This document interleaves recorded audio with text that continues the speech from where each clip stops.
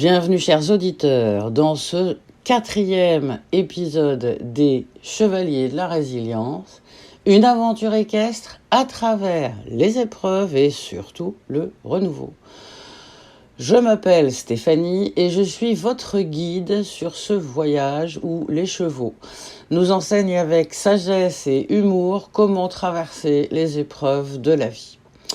Aujourd'hui, on va parler de la colère. Je vous avais dit dans le premier épisode, sortez les punching balls ou un bon coussin, va y en avoir besoin.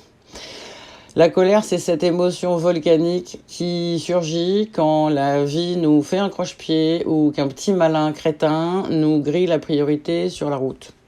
Vous voyez ce que je veux dire ? Eh bien, que ce soit dans le cadre d'un changement de vie ou d'un deuil, la courbe émotionnelle est toujours la même. Et la colère, évidemment, y tient une place d'honneur. Mais rassurez-vous, avec un cheval comme allié, cette énergie brute peut devenir un moteur puissant au lieu d'être une bombe à retardement.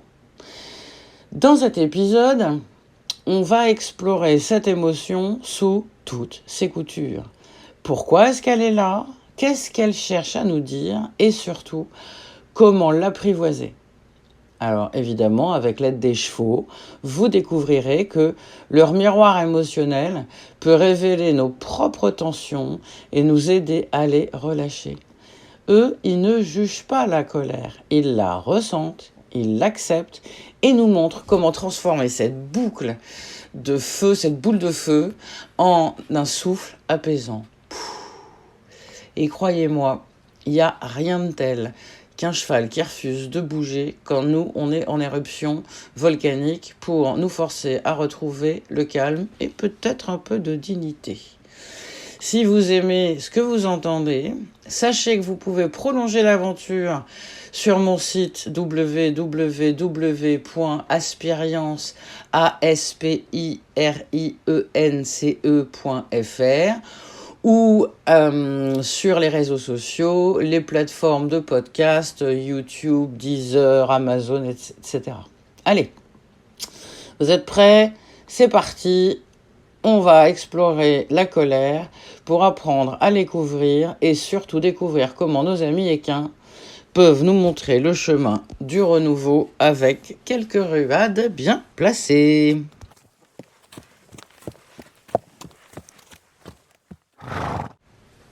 Alors, la colère, en fait, c'est une émotion qui n'est pas si mauvaise qu'elle en a l'air. On la juge souvent comme étant négative simplement parce qu'elle est désagréable, alors qu'en fait, c'est un peu comme un feu de cheminée. Si on la canalise, qu'on l'accepte, qu'on la laisse nous traverser ou qu'on la traverse, elle peut nous réchauffer et éclairer notre chemin. Par contre, si on la laisse partir dans tous les sens, ça peut vite transformer la maison en brasier. Alors, qu'est-ce que c'est exactement la colère ? En fait, c'est une émotion qui est complètement universelle et qui surgit quand quelque chose nous dérange profondément. Ça n'arrive jamais par hasard. C'est un signal, c'est un voyant rouge sur le tableau de bord qui nous dit qu'un besoin important n'a pas été satisfait ou qu'une limite a été déplacée.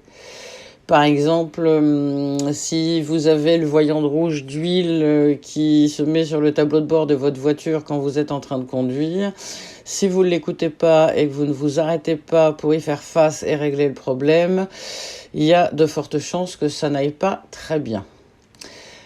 Alors, ce serait quoi la différence entre la colère et la frustration ?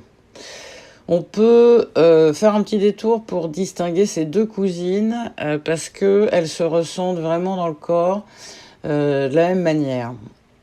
La frustration, c'est ce sentiment qui nous irrite, qui nous agace quand les choses ne se passent pas comme prévu. Par exemple, c'est quand vous essayez désespérément de dévisser une vis plate avec un tournevis cruciforme. Eh ben, ça marche pas. Résultat, on est frustré parce que la situation fonctionne pas comme on voulait que ça fonctionne. La colère, elle, c'est un peu différent, mais elle se ressent à peu près pareil dans le corps.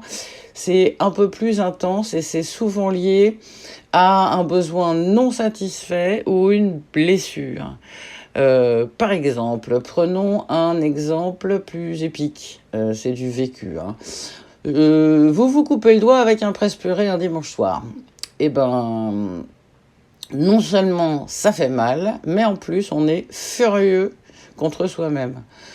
Pourquoi j'ai fait ça? Qu'est-ce qui me prend de perdre du temps à aller à l'hôpital ce soir? Et c'est dimanche soir. Alors en fait, ici, la colère, ça signale à la fois une blessure physique et la frustration de devoir changer les plans.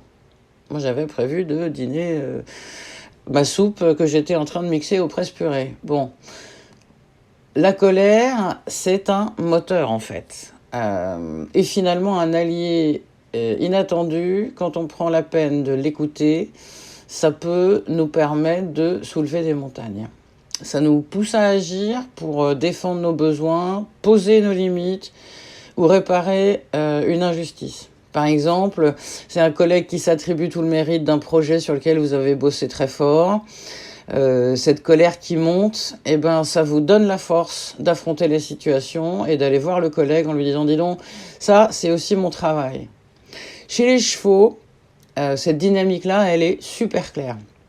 Si un cheval exprime une forme de colère, par exemple en claquant les oreilles en arrière ou en donnant un coup de pied, parce que y a un autre qui essaye de manger à sa place, c'est simplement pour lui dire « Dis donc, t'as les pieds dans mon assiette, je veux manger ». Et après, tout le monde mange. Il laisse pas du tout cette énergie se transformer en rancune. Une fois que le besoin a été exprimé et répondu, ils reviennent au calme.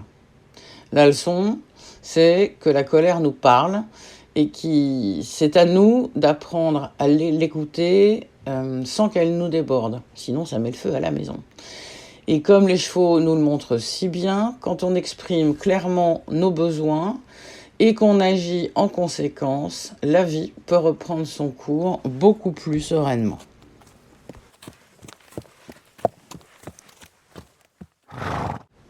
Je vais vous raconter une histoire de colère, de chevaux et de changement de vie. C'est du vécu. Voilà. Je me rappelle du temps où j'étais principale de collège, il y a environ une dizaine d'années. Et vous imaginez la scène, c'est un matin comme un autre. J'étais tranquillement en train de boire mon café en allumant mon ordinateur. Quand soudain, bam, une dizaine de profs débarquent dans mon bureau sans prévenir. L'air aussi remonté qu'un groupe de manifestants dans le MEDEF. C'était la guerre des nerfs. Eux, les communistes de l'éducation en quête de justice, et moi, censé représenter le système. Alors évidemment, j'étais l'homme à abattre. Autant dire que l'attention prenait toute la place dans le bureau. Mais c'était pas tout. Ce boulot-là, c'était un festival de frustration, des conseils d'administration interminables sur la répartition des heures, avec des centaines d'amendements, genre ce qu'on a pu voir récemment dans le gouvernement. Impossible de faire fonctionner le bahut. Et pour couronner le tout, il y avait le 24 décembre à 18h, les plombs ont sauté, les alarmes se sont mises en route, je suis allée voir dans le collège, en pleine nuit, tout le vide sanitaire, à peu près 4 mètres de haut, était inondé, il y avait de la flotte partout. Et ben là, il n'y a rien de tel qu'un geyser souterrain dans un collège déserté pour ruiner les plans de réveillon, hein. Franchement, à ce stade, même mes cheveux auraient voulu partir. C'est un peu pour ça que je les ai rasés. Non, c'est pas vrai. Et puis, il y a eu Éole. Éole, c'était un jeune cheval de 3 ans qui m'a littéralement ouvert les yeux et montré la voie du cheval. Quand je l'ai rencontré, il était enfermé dans un box depuis des mois. Alors, pas de sortie, pas de contact ou très peu. Alors imaginez-vous vivre dans vos WC pendant 48 heures. Il cherchait à mordre tout ce qui s'approchait et clairement, il n'était pas du tout d'humeur à discuter autour d'un thé. Moi, grande candide que je suis, j'ai voulu l'aider, mais à chaque tentative, dès que je m'approchais du box, il cherchait à me mordre.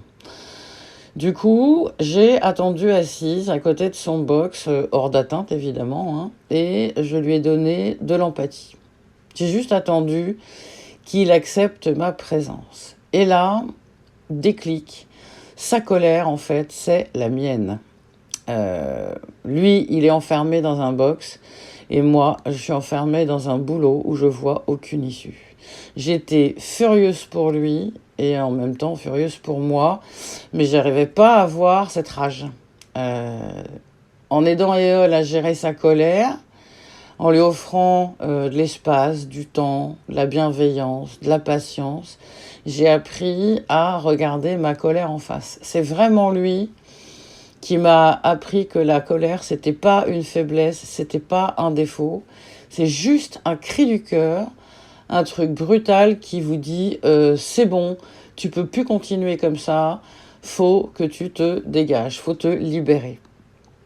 Ben, grâce à ce cheval, à qui je dois tout, beaucoup de choses en tout cas, j'ai retrouvé le courage de sortir de mon propre box. Grâce à une hémorragie dont j'ai parlé avant, j'ai quitté ce poste pour créer une vie nettement plus alignée avec qui je suis vraiment. Moralité, eh ben, il faut parfois un cheval très en colère pour comprendre qu'on l'est aussi. Alors, merci Éole, ma grande gigue de 3 ans à crinière qui ressemblait à un duduche.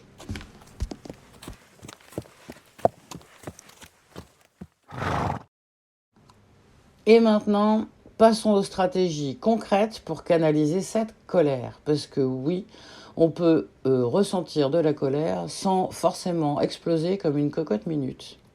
Si, c'est vrai. Alors, comment est-ce qu'on transforme cette énergie-là, si violente, si brutale, en quelque chose de positif?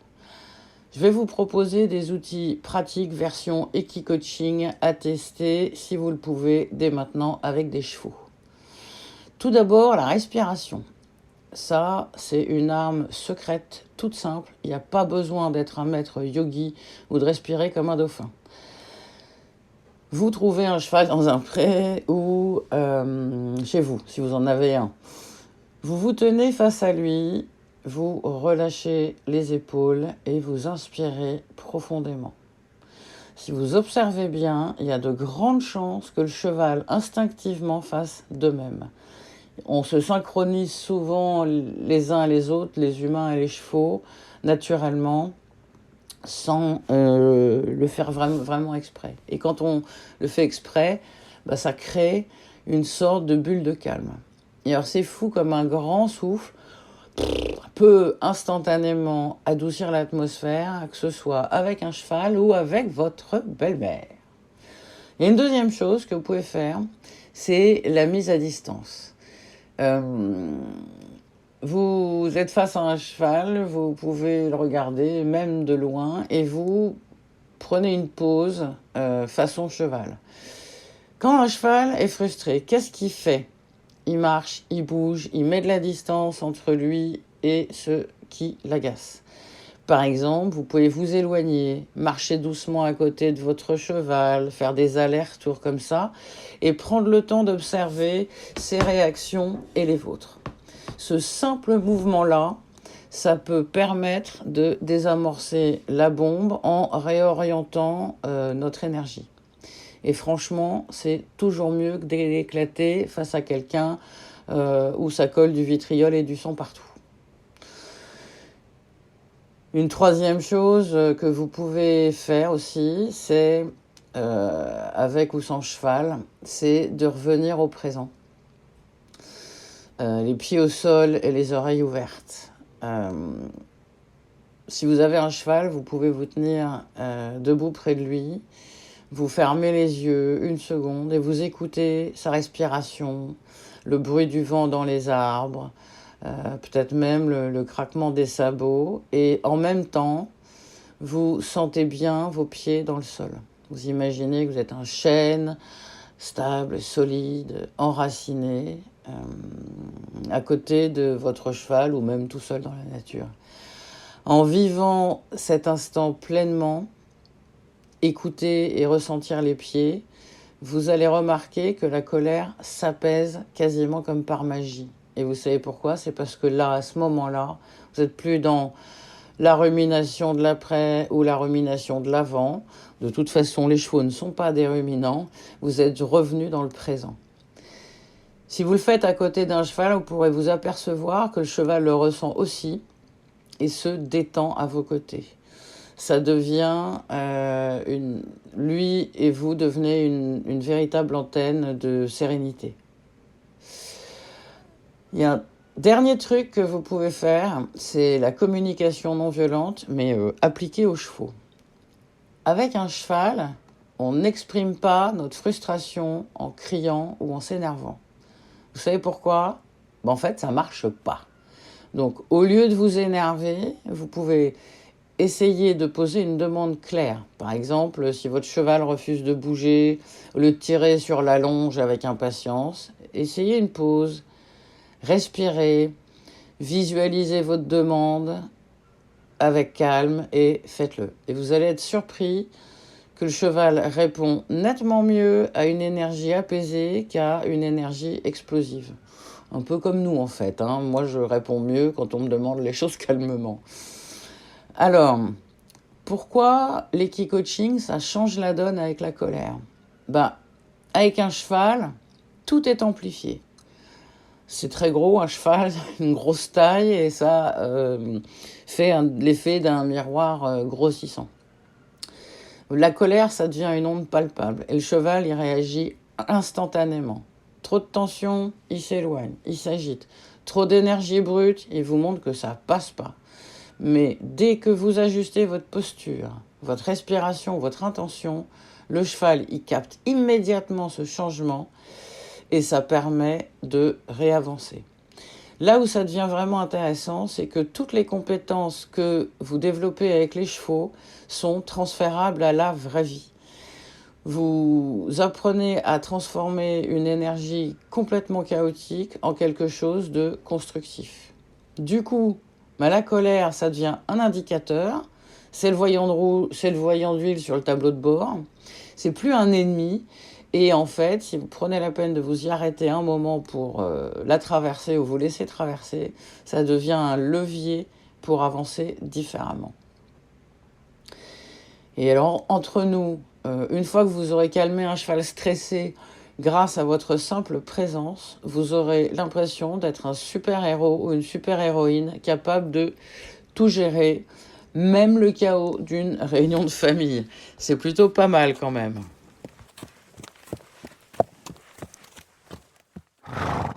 Alors voilà, vous avez maintenant toutes les clés pour gérer votre colère grâce à la magie du cheval et de l'équi-coaching.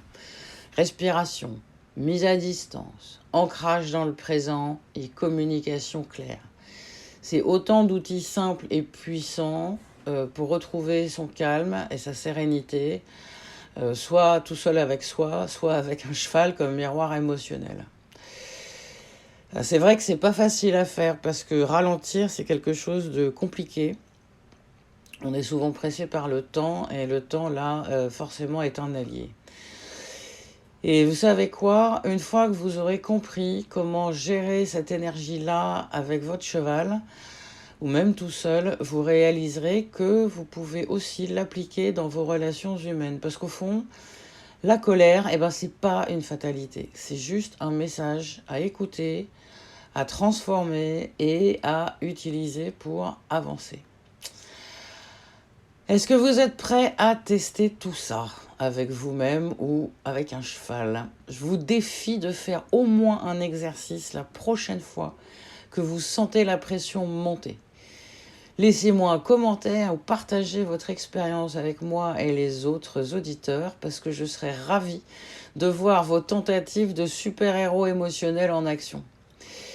Et restez bien avec nous pour le prochain épisode des Chevaliers de la Résilience. On va aborder un autre aspect super intéressant tout en voyant comment le cheval peut nous aider à avancer après un changement majeur ou un deuil. Mais je ne vous en dis pas plus. Juste que le chemin est parsemé de sabots, de crinières, de patience et de belles leçons équestres. Si vous avez envie d'aller plus loin avec tout ça, vous pouvez me suivre sur mon site internet www.aspirience.fr. Je vous propose des séances d'Eki-Coaching pour avancer en douceur avec Gaïa, Princesse et Kenzo. Et vous pouvez nous retrouver sur les réseaux sociaux, chaîne YouTube @aspirience, toutes les plateformes de podcast que vous connaissez, nous y sommes. Alors à très bientôt pour de nouvelles aventures équestres et émotionnelles.